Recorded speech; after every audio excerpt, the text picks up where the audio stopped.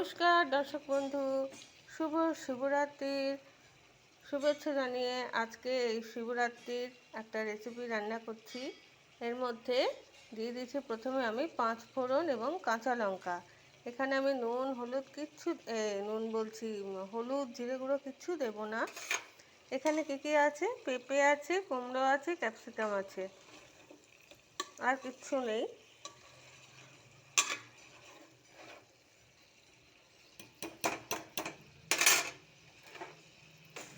আমার পেঁপেটা সেদ্ধ হয়ে গেছে,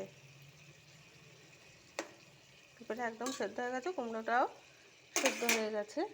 আমি এখানে দিয়ে দিচ্ছি সামান্য পরিমাণে নুন, কটা বড়ি,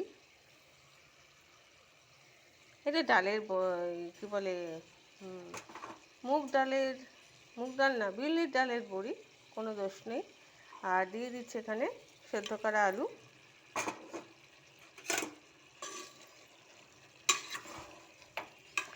এটা যেহেতু আমরা উপোস করি, শিবরাত্রি পালন করি, আমি দুবার শিবের স্বপ্ন দেখেছিলাম, তাই আমি উপোস করি। আগে কোনোদিনও করতাম না, তারপর থেকে শিব স্বপ্ন দেখানো বন্ধ করে দিয়েছে। যাই হোক, নুন দিয়ে দিয়েছি, আর দিয়ে দেবো আমি এখানে একটু মিষ্টি অর্থাৎ চিনি।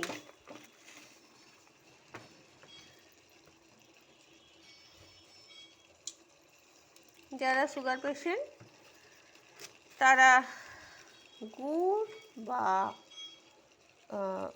সুগার ফ্রি দিয়ে খেতে পারেন। নিরামিষ তরকারি তো একটু ঝাল মিষ্টি হলে ভালো লাগবে। আমি জিরে হলুদ কিচ্ছু দিলাম না।